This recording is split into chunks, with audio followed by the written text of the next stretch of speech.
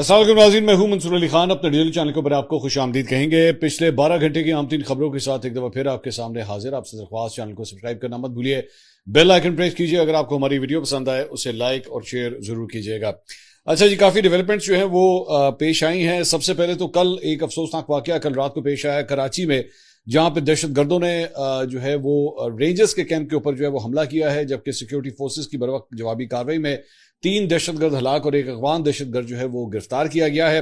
ISPR के मुताबिक university road पर वाक़ रेंजर्स कैंप पर हमला करने वाले दहशतगर्दों का ताल्लुक जमातुल अहरार से है, जो एक भारतीय प्रॉक्सी बताई जाती है। आईएसपीआर ने कहा है कि 27 जून को दहशतगर्दों ने रेंजर्स के कैंप को निशाना बनाया, ताहम जमातुल अहरार के दहशतगर्दों का यह हमला नाकाम बनाया गया। इस हमले के दौरान जो है वो 3 बहादुर सपूत शहीद हुए हैं और 4 अहलकार जो है वो जख्मी हुए हैं। इसके साथ साथ हमलावरों ने कैंप के मेन गेट पर धमाके के बाद हिफाजती हसार तोड़ने की कोशिश की, ताहम रेंजर्स के चौकस और पुरअज़म जवानों के फौरी जवाब से दहशतगर्दों के जो अज़ाइम थे वो नाकाम बनाए गए। जवाबी फायरिंग में 3 दहशतगर्द हलाक हुए हैं, एक को जिंदा लेकिन जख्मी हालत में गिरफ्तार किया गया है, जिसके बारे में मालूम हुआ है कि वो अफगान शहरी है। आईएसपीआर ने कहा कि पाकिस्तान जवानों की शहादत का बदला लेने के लिए दहशतगर्दों के खिलाफ जवाबी कार्रवाइयां जो है वो करेगा। ये जो जमातुल अहरार है बेसिकली ये वो जमात जिसने बेसिकली ये सब कुछ किया है, इसके बारे में जरा थोड़ा सा बैकग्राउंड में आपको बता दूं। तहरीक तालिबान पाकिस्तान के साबिक तर्जुमान एहसानुल्लाह एहसान ने नवंबर 2025 में बीबीसी पश्तो को एक इंटरव्यू दिया था और उसमें उन्होंने बताया था कि सैयद अब्दुल्ला निजामी जो उनके रिपोर्टर थे उनको बताया था कि बाज़ गैर मुल्की जंगजुओं, जिनमें पाकिस्तानी तालिबान के मुकामी धड़े और वस्ती एशिया से ताल्लुक रखने वाले मुतअद्दिद अस्करियत पसंद ग्रोह शामिल हैं, ने एक इत्तेहाद के तहत उनके धड़े में शमूलियत इख्तियार की, जिसे जमातुल अहरार का नाम दिया गया। उनके मुताबिक जमातुल अहरार की क़यादत के इंतखाब के लिए एक शूरा तश्कील दी गई, जिसने बाहमी वोटिंग के जरिए उमर खालिद खुरासानी को जमातुल अहरार का सरबरा मुंतखब किया। एहसानुल्लाह एहसान के मुताबिक बाद में अलामती तौर पर क़यादत मौलाना कासिम खुरासानी अलमारूफ नाजिम के हवाले जो है वो की गई, जो सवात के इलाके से ताल्लुक रखने वाले एक शिद्दत पसंद कमांडर हैं। नवंबर 2025 तक नाजिम जमातुल अहरार के मीडिया और मुशावरती अमूर में फाल किरदार अदा करते रहे। एहसानुल्लाह एहसान के मुताबिक हकीमुल्लाह महसूद की हिलाकत के बाद जब सवात तालिबान के रहनुमा मौलवी फजलुल्लाह ने तहरीक तालिबान पाकिस्तान की क़यादत संभाली थी, तो तंजीम के अंदर वसी पैमाने पर इख्तलाफात पैदा हो गए थे। इन इख्तलाफात की एक बड़ी वजह यह थी कि बाज़ मुसल्लह कमांडरों की ख्वाहिश थी कि तंजीम के इख्तियारात के ढांचे को तब्दील किया जाए और अफगान तालिबान की तर्ज पर एक मजबूत शुरा जो है वो कायम की जाए। तो जमातुल अहरार जो है वो बेसिकली एक ऑफ शूट ही बताई जा सकती है तहरीक तालिबान पाकिस्तान की, जिसके जाहिर बात है इख्तलाफात हुए और उसके बाद अब जो है वो इस तरह ऑपरेटिव है। लेकिन जाहिर बात है कराची जैसे शहर के अंदर जो है दोबारा इस चीज़ का एक्टिव होना एक कंसर्न है, और इसका मतलब है कि बेसिकली ये वही अनासिर हैं, ये वही एलिमेंट्स हैं जिन्होंने बेसिकली पिछले चंद महीनों के अंदर पाकिस्तान को जो एक इंटरनेशनल फेम मिला है और रिकग्निशन मिली है, उसको बेसिकली काउंटर करने की खातिर जो है वो या उसे डल करने की खातिर कम से कम जो है इस तरह की हरकतें की जा रही हैं। लेकिन ऑब्वियसली इससे फर्क कोई नहीं पड़ेगा। पाकिस्तान जो है वो अपनी एक पोजीशन इंटरनेशनली काफ़ी हद तक सीमेंट कर चुका है, मजबूत कर चुका है, उसके अंदर किसी किस्म की इंशाल्लाह कोई तब्दीली जो है वो नहीं आएगी। दूसरा जनाब, पिछले 12 से 24 घंटे में एक जो डेवलपमेंट हुई है वो ये है कि पाकिस्तान का एक बड़ा मशहूर ज़माना चैनल जियो न्यूज़, उसको जनाब 15 रोज़ के लिए पेमरा की जानिब से जो है वो मुअत्तल कर दिया गया है। और उसमें बताया गया है कि जियो न्यूज़ के ऊपर 10 मुहर्रम हराम को सफ़र इश्क नामी एक प्रोग्राम में नाकाबिल कबूल मजहबी तस्वीर कशी जो है वो की गई, जिसकी वजह से जो है वो पेमरा ने इसका नोटिस लेते हुए जो है वो उन्हें 15 दिन के लिए सस्पेंड कर दिया है। अब जाहिर बात है बहुत से मुसलमान जो हैं वो उनके जज्बात उस पर मजरू हुए हैं। ऑब्वियसली ये बिल्कुल नाकाबिल बर्दाश्त चीज़ होती है कि जो हस्तियां हैं, अजीम हस्तियां हैं और पाक हस्तियां हैं, उनके किसी किस्म के भी जो है वो खाके बनाए जाएं या उनके जो है वो तस्वीर कशी, मंजर कशी जो है वो की जाए। हमारे मजहब में किसी सूरत जो है वो इसको अलाउ नहीं किया जाता। अब 15 दिन के लिए सिर्फ उनकी नशियात नहीं मुअत्तल हुई, बल्कि यहाँ तक भी मेरे पास ये खबरें पहुंची है कि उनको यूट्यूब के जरिए जब वो मतलब ऑनलाइन जो है वो अगर ऑन था तो उसे भी जो है अब बंद करने का अहकाम दिए गए और उन्होंने बंद कर दिया है।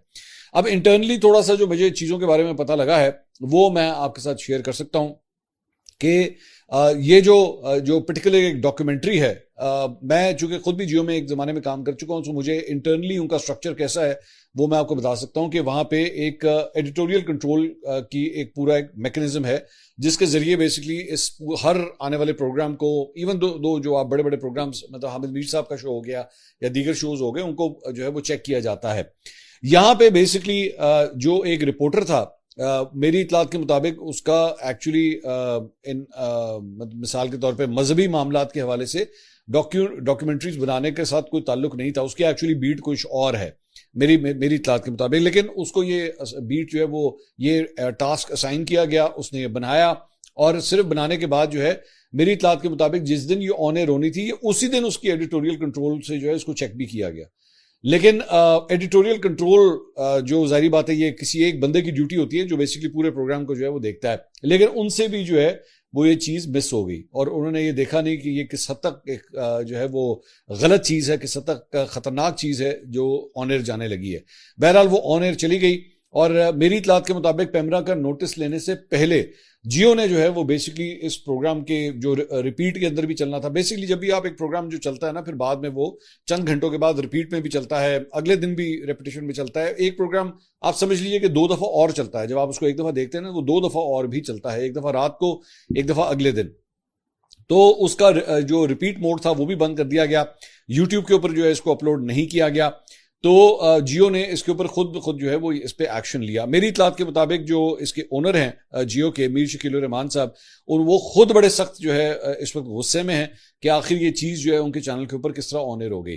तो जाहिर बात है इट्स अ ब्लंडर, इसमें there is no question about that, और लोग जो हैं इसके ऊपर इंतहाई गुस्से में भी हैं। इसके अलावा कुछ दीगर खबरें भी जो है वो शामिल करते हैं। इमरान खान और उनकी अहलिया बुशरा बीबी को कैद तनहाई में रखने के खिलाफ जनाब इस्लामाबाद हाई कोर्ट में दरख्वास्त जो जमा कराई गई थी 29 जून को, अब इसकी समाअत होगी, और यानी कि कल पीर वाले दिन जो है इसकी समाअत होगी। इस्लामाबाद हाई कोर्ट ने इसकी कॉज लिस्ट जो है वो जारी कर दी है, और जस्टिस खादिम हुसैन सुमरो जो है इन दरख्वास्तों के ऊपर समाअत करेंगे। इमरान खान की जानिब से उनकी बहन अलीमा खान और मुबशरा खावर मारिका ने बुशरा बीबी की तरफ से जो है वो दरख्वास्तें दायर की हैं। दोनों हस्बैंड एंड वाइफ की जानिब से उनकी फैमिलीज की जानिब से जो है ये दरख्वास्तें दायर की गई हैं कि उन्हें कैद तनहाई में रखा गया है, जो कि नाइंसाफी है। इसके अलावा बैरिस्टर गौहर ने जनाब एक ट्वीट किया है, और जम्मू कश्मीर इंतखाबात जो आने वाले हैं उस सिलसिले में उन्होंने कहा है कि मुझे सदर पीटीआई आज़ाद जम्मू कश्मीर की जानिब से खत मौसूल हुआ है, जिसके साथ आज़ाद जम्मू कश्मीर पार्लिमानी बोर्ड की तरफ से 33 नशिस्तों के लिए पार्टी टिकटों के लिए सिफारिश करदा उम्मीदवारों की फहरिस्त जो है वो शामिल है। उसमें उन्होंने कहा है कि जी अगर आप जो एक लिस्ट आई है उसके अगेंस्ट अगर कोई और जो है वो अपनी अपील लॉन्च करना चाहता है, तो पीर वाले दिन 4 बजे तक जो है वो आप पीटीआई के मरकजी दफ्तर के अंदर जो है अपनी अपील फाइल कर सकते हैं। दूसरी जानिब मुस्लिम लीग नून के अंदर भी जो है वो इस हवाले से काफ़ी तैयारियां जो हैं वो जारी हैं, और सुनने में आया है कि 45 में से 44 नशिस्तों के ऊपर जो है वो उम्मीदवार मैदान में जो है वो उतारने का फैसला किया गया। एक नशिस्त जो है वो मुस्लिम कॉन्फ्रेंस के साथ सीट एडजस्टमेंट की जा रही है मुस्लिम लीग नून की जानिब से, और अब तक 43 उम्मीदवारों को जो है वो टिकट्स जारी कर दिए गए हैं, जबकि पीपल्स पार्टी ने 35 उम्मीदवार जो है वो मैदान में उतारने का फिलहाल फैसला किया है। इसके अलावा वजीर पेट्रोलियम अली परवेज मलिक ने मीडिया से गुफ्तगू की। उन्होंने कहा पेट्रोलियम मसवाद की कीमतों में कमी के हवाले से हम मुतहरिक हैं, पिछले हफ्ते जितनी कीमतें कम हुई उससे बढ़कर रिलीफ दिया गया। वजीर आजम शहबाज शरीफ ने फौरी फायदा आवाम को मुंतकिल किया, और हमने आलमी मंडी में ज्यादा फायदा आवाम को दिया। कुछ अनासर पेट्रोलियम मसवाद की कीमतों पर लोगों को गुमराह कर रहे हैं, आलमी सतह पर किए गए मुआहदों पर रहते हुए आगे चलेंगे, जबकि ईरान से सस्ता तेल और गैस खरीदने पर जो है वो गौर किया जा रहा है। अमेरिका और ईरान के दरमियान कशीदगी में एक बार फिर इजाफा हुआ है। आपने हुर्मुज़ में टैंकर्स पर ड्रोन हमलों के बाद अमेरिका की जानिब से ईरान के ऊपर भी जो है वो हमले किए गए हैं, और जवाब में ईरान की जानिब से खलीजी ममालिक में अमरीकी अड्डों को निशाना बनाने की कोशिश की गई है। कशीदगी में इजाफा रात गए अमरीकी हमले के बाद जो है वो शुरू हुआ है। अमरीकी सेंटकॉम ने ट्वीट किया, इसके ऊपर वीडियो जारी की। उन्होंने कहा अमरीकी बहरिया और फिजाइया की जंगी तैयारों ने MT केको पर ईरान के ड्रोन हमले के जवाब में आज रात आपने हुर्मुज़ और उसके करीब मुतअद्दिद मुकामात पर 10 ईरानी फौजी अहदाफ पर जो है वो हमले किए हैं। डोनाल्ड ट्रंप ने सोशल मीडिया के ऊपर जो है अपना बयान जारी किया। उन्होंने कहा अमरीकी फिजाइया ने ईरान के मिसाइल और ड्रोन जखायर, साहिली रेडार तनसीबात और दीगर फौजी अहदाफ को निशाना बनाया है। ट्रंप के मुताबिक ये कार्रवाई जंगबंदी मुआहदे की मुबैना खिलाफ वर्जी और खित्ते में ईरान की सरगर्मियों के जवाब में जो है वो की गई है। अपने बयान में ट्रंप ने ईरान को सख्त तंबीह दी कि अगर सूरत हाल मजीद बिगड़ती है तो अमरीका इस फौजी मुहिम को मुकम्मल करने पर मजबूर हो सकता है, जिसके नताइज ईरान के लिए इंतहाई संगीन होंगे। इसके अलावा दूसरी जानब ईरान की पासदार इनकलाब ने दावा किया है कि उसने अमेरिका की हालिया हमलों के जवाब में कुवैत और बहरीन में मौजूद अमेरिकी फौजी अड्डों पर मुश्तरका मिसाइल और ड्रोन हमले किए हैं। पासदार इनकलाब ने मिसाइल और ड्रोन हमलों की मुबैना वीडियोज जारी करते हुए कहा है कि इतवार की सुबह मुकामी वक्त के मुताबिक 2 से 3 बजे के दरमियान बहरिया और यूरोस्पेस फोर्स ने मुश्तरका कार्रवाई करते हुए कुवैत में अली अल सालिम एयरबेस और बहरीन में अमरीकी 5th फ्लीट के हेडक्वार्टर पोर्ट सुलेमान को जो है वो निशाना बनाया। मतलब वो खुद ये एक्सेप्ट कर रहे हैं कि उन्होंने कुवैत और बहरीन के ऊपर जो है वो अटैक्स किए हैं। बयान में दावा किया गया कि इन हमलों के दौरान अमरीकी फौज के 8 अहम फौजी इंफ्रास्ट्रक्चर तबाह किए गए। ईरानी हुकाम ने इस कार्रवाई को अमरीका की हालिया फौजी कार्रवाइयों का फैसला को जवाब जो है वो करार दिया। इससे पहले पाकिस्तान इनकलाब के मुताबिक अमरीका ने इतवार के रोज ईरान के 5 साहिली मुकामात पर हमले किए थे, जो दोनों ममालिक के दरमियान तय पाने वाली 14 निकाती मफाहमती याददाश्त और जंगबंदी की खिलाफ वर्जी हैं। ईरानी बयान में मजीद खबरदार किया गया कि अगर मुस्तकबिल में अमरीका की जानिब से ईरान पर किसी भी नौयत का हमला किया गया तो उसका भरपूर और सख्त जवाब दिया जाएगा, ख्वाह हमले की नौयत या हुजूम जो है वो कुछ भी हो। इसके अलावा ईरान की वजारत खारजा ने मुल्क के जनूबी साहिली इलाकों पर होने वाले हालिया अमरीकी हमलों की सख्त अल्फाज में मजम्मत करते हुए उन्हें जंगबंदी मुआहदे की खुली खिलाफ वर्जी करार दिया है। ईरानी वजारत खारजा की जानिब से बयान में कहा गया कि अमरीका की ताज़ा फ़िज़ाई कार्रवाइयाँ वहशियाना हमले हैं जो दोनों ममालिक के दरमियान तय पाने वाले जंगबंदी की मफाहमती मुआहदे की खिलाफ वर्जी हैं। इन हमलों से यह साबित होता है कि अमरीका अपनी बैनुल-अक़वामी जिम्मेदारियों और किए गए वादों की कोई कदर नहीं करता। दूसरी जानिब कुवैत की मुसल्लह अफवाज ने मुल्की फ़िज़ाई हदूद में दाखिल होने वाले 2 बैलिस्टिक मिसाइल कामयाबी से तबाह करने का ऐलान किया है। वजारत दिफा के मुताबिक मिसाइलों को बरवक्त ट्रैक करके मंजूर शुदा दिफाई तरीक़ाकार के तहत फिजा ही में नाकारा बनाया गया, जिसके बायस कोई जानी या माली नुकसान नहीं हुआ है। तर्जुमान का कहना था कि कुवैती मुसल्लह अफवाज मुल्क की सलामती के तहफ़्फ़ुज़ के हर वक्त मुकम्मल चौकस और आला सतह की तैयारी की हालत में मौजूद हैं। दूसरी जानिब कुवैत ने अपने खिलाफ होने वाली मुबैना ईरानी हमलों की शदीद मज़म्मत करते हुए उन्हें मुल्की खुद मुख्तारी, कौमी सलामती और बैनुल-अक़वामी कवानीन की सरीहन खिलाफ वर्जी करार दिया है। बहरीन ने अपने खिलाफ ईरानी मिसाइल और ड्रोन हमलों की शदीद मजम्मत करते हुए अक़वाम मुत्तहिदा की सलामती कौंसिल का हंगामी इजलास बुलाने का मुतालबा किया है। बहरीन की वजारत खारजा की जानिब से बयान में कहा गया कि हालिया हमला ईरान की जानिब से मुमलिकत की खुद मुख्तारी, इलाकाई सलामती और शहरियों के तहफ़्फ़ुज़ के खिलाफ मुसलसल और मुनज़्ज़म कार्रवाइयों का हिस्सा है। दूसरी जानिब ईरानी हमलों से जानी और माली नुकसान के बाद अमरीका ने यह खबर आ रही है कि अमरीका ने अड्डे जो है वो अरब ममालिक से मुंतकिल करने का फिलहाल फैसला कर लिया है। अड्डे मगरबी ममालिक मुंतकिल किए जाएंगे, जबकि खित्ते में मौजूदगी बरकरार रखने के लिए कुछ फौजी तनसीबात को इजराइल के अंदर भी जो है वो ले जाया जा सकता है। इसके अलावा ईरानी सुप्रीम लीडर मुश्तबा खवानाई ने अमरीका इसराइल के खिलाफ जंगी जुराइम की कानूनी कार्रवाई का जो है वो हुक्म दिया है। मुश्तबा खवानाई ने अदलिया को हिदायत की कि गुज़श्ता साल से ईरान पर होने वाले अमरीकी और इसराइल हमलों के नतीजे में मुल्क और अवाम के मुतासरा हकूक़ की बहाली के लिए मुल्की और बैनुल-अक़वामी सतह पर मौसर कानूनी कार्रवाई की जाए। ईरानी सुप्रीम लीडर ने कहा कि बाज़ अमरीकी और इसराइली रहनुमाओं के बयानात मुजरिमाना जिम्मेदारी का एतराफ़ हैं। बयानात ने ईरानी कौम के हकूक़ की बहाली के लिए कानूनी बुनियाद जो है वो फराहम की है। मुश्तबा खमानाई ने कहा कि वो जून 2025 और फरवरी 2026 में अमरीका और इसराइल की जानिब से ईरान पर किए गए हमलों में जाँ बहक होने वालों, जख्मियों और मुल्क को पहुंचने वाले नुकसानात की बुनियाद पर सैकड़ों बल्कि हजारों कानूनी मुकदमात जो हैं वो कायम किए जा सकते हैं। दूसरी जानिब हिजबुल्लाह ने अमरीकी सालसी में लबनान और इसराइल के दरमियान होने वाला मुआहदा जनाब मुस्तरद कर दिया है। हिजबुल्लाह के सेक्रेटरी जनरल ने एक बयान में कहा कि अमरीकी सालसी में तय पाने वाला फ्रेमवर्क मुआहदा लबनान की खुद मुख्तारी के खिलाफ है। यह मुआहदा लबनान पर इसराइली कब्जे को कानूनी जवाब फराहम करने की कोशिश है। उन्होंने कहा कि इस मुआहदे से वो दिन दूर नहीं जब लबनानी इलाकों को इसराइल में जम कर दिया जाएगा। लबनान से इसराइली इनकलाब को मज़ामती ग्रुपों को गैर मुसल्लह करने से मशरूत करना खतरनाक है। सैफरीकी फ्रेमवर्क मुआहदा लबनानियों के लिए मुल्की खुद मुख्तारी से दस्तबरदार होना है। इसके अलावा जनाब सऊदी अरब के शहर रास तनूरा में सऊदी ऑयल कंपनी अरामको का एक हेलीकॉप्टर जो है वो गिरकर तबाह हो गया है। अब ये आबना हुर्मुज़ के आसपास का मगरबी हिस्सा जो है ये बताया जाता है आबना हुर्मुज़ का, जहां पे हेलीकॉप्टर जो है वो गिरकर तबाह हुआ है। इसमें 14 मुसाफिर जो है वो बताए जाते हैं कि इस सऊदी ऑयल कंपनी से ही वो मुंसलिक थे और ये मशरकी साहिल के ऊपर जो है, यानी कि सऊदी अरब के मशरकी साहिल पे जो आबना हुर्मुज़ का मगरब बनता है, वहाँ पे ये हेलीकॉप्टर जो है वो गिरा। अब इसकी तहकीकात की जा रही हैं कि आखिर हुआ ऐसा क्या है। इसके साथ साथ फ्रांस के शुमाल मशरकी इलाके में वाक़ कस्बे टॉम्बलिन में एक छोटा तैयारा गिरकर तबाह होने के नतीजे में 11 अफराद हलाक हुए हैं। हुकाम के मुताबिक पैराशूट तरबती इदारे से ताल्लुक़ रखने वाला ये तैयारा नानसी ऐसे एयरफील्ड से उड़ान भरने के बाद गिरकर तबाह हुआ। ये सारे के सारे जो है वो पैराशूट सीखने वाले अफराद थे कि उसको किस तरह उड़ाया जाता है। तो इस हादसे में 10 अफराद पायलट और 10 मुसाफिर हलाक हुए हैं। इसमें 5 तलबा और 5 इंस्ट्रक्टर्स जो हैं वो शामिल थे। इसके अलावा डोनाल्ड ट्रंप के ऊपर जनाब बड़ी शदीद तनकीद की गई है जो बाइडन की जानिब से, साबिक अमेरिकी सदर की जानिब से। व्हाइट हाउस में उन्होंने कहा, जी व्हाइट हाउस में वापसी के बाद ट्रंप अरबों डॉलर अब तक कमा चुके हैं। मेरे लिए वाकई हैरानकुन बात है, उन्हें किसी किस्म की शर्म नहीं है और सच कहूं तो ये पूरे मुल्क के लिए बायस शर्मिंदगी है। लेकिन ट्रंप को उसकी कोई परवाह नहीं। सदारत के मनसब से माली फायदा उठाना इन वजूहात में से एक है जिनकी वजह से वो सदर बनना चाहते हैं। देखें, मामला सिर्फ ये नहीं कि उन्होंने जानबूझकर नेटो को कमजोर और नुकसान पहुंचाया या अमरीकी इत्तेहादियों के बजाय व्लादिमीर पुतिन का साथ दिया, या ये कि उन्होंने दुनिया की नजर में अमरीका के मुकाम और मर्तबे को मुल्की तारीख के किसी भी सदर से ज्यादा नुकसान पहुंचाया है।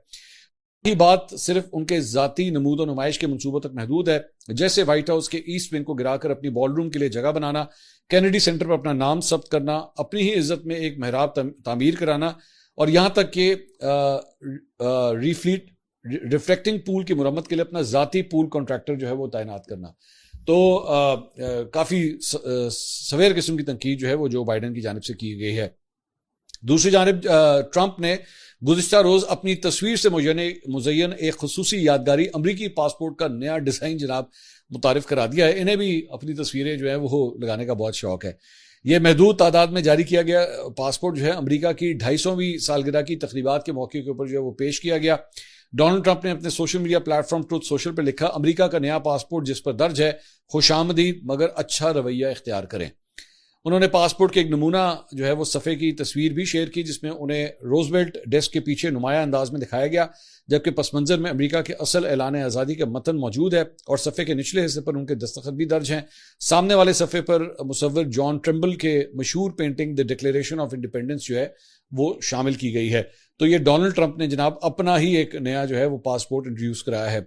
दूसरी जानिब हसीना वाजिद ने जो साबका बांग्लादेशी प्राइम मिनिस्टर हैं, उन्होंने एनडीटीवी को, भारतीय टीवी को एक इंटरव्यू दिया है और उन्होंने कहा है कि जी मैं इस साल अपने वतन वापस आऊंगी। उन्होंने कहा मैं बांग्लादेश जो है वापस जा रही हूँ। अवामी लीग महज एक सियासी जमात नहीं बल्कि एक कुव्वत है। उनके मुताबिक अक़लियतों पर कोई भी हमला दरअसल बांग्लादेश की आज़ादी पर हमला है। मुझे मौत का खौफ नहीं। 1975 में मैंने अपने वालिदैन, अपने भाइयों और तकरीबन पूरे खानदान को खो दिया था। मैंने कभी भी किसी मुल्क के साथ मामूल के सफारती ताल्लुकात की मुखालफत नहीं की।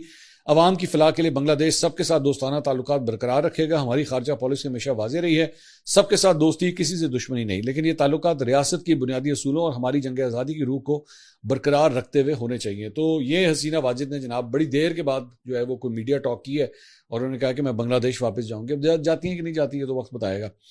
इसके अलावा एक बड़ा ही अफसोसनाक वाकया जो है वो पेश आया है बलूचिस्तान के जिला मस्तूंग के इलाके दश्त में, जहां पे रास्ता भटकने वाले एक खानदान की गाड़ी पर नामालूम मुसल्लह अफराद की फायरिंग के नतीजे में कराची का एक रिहायशी जो है वो जाँ बहक हो गया। मकतूल ड्राइवर की अहलिया जो है वो भी उनके साथ बैठी हुई थी, वो शदीद जख्मी हुई। उनकी 2 कमसिन बच्चियां भी गाड़ी के अंदर जो है मौजूद थी, अलबत्ता वो महफूज रही हैं।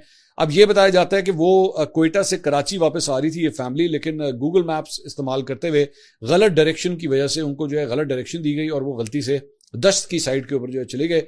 गाड़ी वहां पे चली गई और वहां पे जो है उसके बाद उनके ऊपर मुसल्लह अफराद की जानिब से जो है वो फायरिंग की गई। अब ये डिटेल नहीं पता कि उनके ऊपर क्यों फायरिंग की गई है।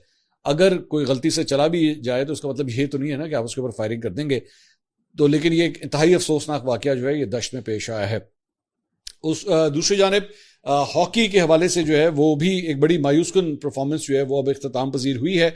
FIH हॉकी प्रो लीग में पाकिस्तान ने जनाब वहां पे 16 मैचेस जो है वो खेले हैं। तमाम 16 मैचेस जो है वो पाकिस्तान हॉकी टीम हार गई। एदाद शुमार के मुताबिक इस इवेंट में हरीफ टीमों के खिलाफ सिर्फ 22 गोल जो है वो स्कोर किए गए, जबकि मुखालिफ टीमों ने ग्रीन शर्ट्स के खिलाफ 79 गोल जो है वो स्कोर किए। 79 गोल इनके अगेंस्ट स्कोर हुए हैं और 22 गोल जो है वो इन्होंने किए हैं। तो कौमी हॉकी टीम के जो कप्तान हैं उन्होंने इस परफॉर्मेंस पे, कप्तान अमाद भट्ट, उन्होंने जो है वो सोशल मीडिया पर अपने बयान में टीम की कारकर्दगी पर खुलकर बात की और उन्होंने कहा कि प्रो हॉकी लीग में नताइज हौसला अफजा नहीं रहे। पूरी कौम से माजरत खां हैं, आप सबके सपोर्ट का शुक्रिया जो अब भी हमारे साथ खड़े हैं और हमारी जद्दोजहद को समझ रहे हैं। उन्होंने कहा कि बतौर खिलाड़ी शिकस्त का बोझ सीने पर लेकर सोना आसान नहीं होता। हमने अपनी पूरी इस्तात के मुताबिक बेहतरीन परफॉर्मेंस देने की कोशिश की। कहा जाता है कि चैंपियन पैदा नहीं होते, चैंपियन बनाए जाते हैं। मैं हॉकी के हवाले से मैं पहले भी जो है मैं ये बात कर चुका हूँ कि decline, it is on the decline. Hardly अब लोग जो हैं वो अपने बच्चों को हॉकी खिलवाते हैं। ज़्यादातर जो है वो डिफरेंट गेमों की तरफ अब जा चुके हैं और इसलिए मेरा ख्याल में आप इसमें ज़्यादा कुछ अब कर भी नहीं सकते। फ्रैंकली स्पीकिंग वो कहानी मेरी नज़र में तो अब इट्स ओवर नाउ। अब आप ये आने वाले सालों में और भी डिक्लाइन इसका देखेंगे। देखिए कोई भी गेम होती है ना, उसकी बेहतरी सिर्फ तब आती है जब उसको खेलने वाले ज्यादा से ज्यादा हों। आपका टैलेंट पूल जितना बड़ा होगा उतने ही ज्यादा अच्छे प्लेयर जो है वो आप ढूंढ सकेंगे, निकाल सकेंगे। और टैलेंट को ग्रूम किया जाता है। जेन में रखिएगा, प्लेयर जो होता है ना 17-18 साल की उम्र में नहीं बनता। आज दुनिया बहुत आगे जा चुकी है। आज आपको असल जो टैलेंट होता है ना वो 12 से 15 साल की उम्र में मिलता है, 12 से 15 साल की उम्र में। लेकिन यहां पे पाकिस्तान के अंदर 12 से 15 साल की उम्र के स्पोर्ट्समैन का क्या हाल किया जाता है। मेरा दिल करता है मैं किसी दिन आपको इसके ऊपर भी बैठ के पूरी एक डॉक्यूमेंट्री बना के दूं कि यहां पे तो आपके यहां पे पाकिस्तान के अंदर तो अभी तक यही प्रोसेस नहीं है कि कौन सा बच्चा एक्चुअली 12 साल या 13 साल का है भी या नहीं है। इसका कोई निजाम ही आज तक इंप्लीमेंट नहीं हो सका। किसी गेम के अंदर कर दिया गया, किसी में नहीं किया गया, जबकि साइंस इतनी एडवांस हो चुकी है कि रिस्ट के साथ है, एल्बो के साथ ये सब कुछ जो है। हमारी ये स्विमिंग की गेम है, बेटा मेरा जो है वो स्विमिंग करता है, वहां पे एज फ्रॉड का अभी रिसेंटली पाकिस्तान स्पोर्ट्स बोर्ड में एक केस जो है वहां पे गया है। लेकिन मजाल है कि उसको कुछ सुने, मजाल है उसके ऊपर कोई अमल दरामद किया जाए। उसी तरह ही वही 20-20 साल पुराने बाबे बैठे हुए हैं और उनको कोई होश नहीं है कि उन्होंने इस गेम को बेहतर करना है, इंप्रूव करना है, क्योंकि उन्होंने खुद भी कभी ये गेम नहीं खेली हुई। इंटरेस्टिंग बात, पाकिस्तान का जो सबसे बड़ा अफसोसनाक बात है कि पाकिस्तान के अंदर गेमें वो लोग जो है वो चला रहे हैं, मैं स्विमिंग की खासतौर पर बात कर रहा हूं, जिन्होंने खुद भी आज तक ये गेम नहीं खेली कभी। उनको पता ही नहीं है ये गेम खेलते किस तरह। कभी उन्होंने खुद कभी पूल में छलांग मार के कभी कोई रेस लगाई हो या कोई बैकग्राउंड हो, खुद नहीं पता। लेकिन गेम को माशाल्लाह वही लोग रन कर रहे हैं। तो ऐसे ही बेड़ा गर्क होगा। मैं कभी कभार यकीन कीजिए कि मैं आज खुल के पहली दफा ये बात करने लगा कि मेरा बेटा जो है वो बेशक एक नेशनल स्विमर है, माशाल्लाह उसने रिकॉर्ड कायम किया है, लेकिन जो हाल है हमारे यहाँ पे इस गेम का, मेरा दिल करता है मैं उसकी ये गेम खत्म करा दूं। जबकि मैं एक बड़ा प्रो स्पोर्ट्स किस्म का इंसान हूं। मैं आज भी, मैं 47 साल मेरी उम्र है, मैं आज भी स्पोर्ट्स खेलता हूं और मैं पुश करता हूं अपने बच्चों को कि वो कोई ना कोई स्पोर्ट खेलें। मैं तो खुद अक्सर कहता हूं अपने बच्चों को स्पोर्ट खिलाएं। लेकिन जब इस किस्म की हरकतें होती हैं तो यकीन कीजिए कि आपका दिल करता है कि आप खत्म कराएं। कोई जरूरत नहीं है इन जगहों पर टाइम अपना जाया करने की, क्योंकि कोई रूल्स एंड रेगुलेशंस नहीं है इस मुल्क के अंदर।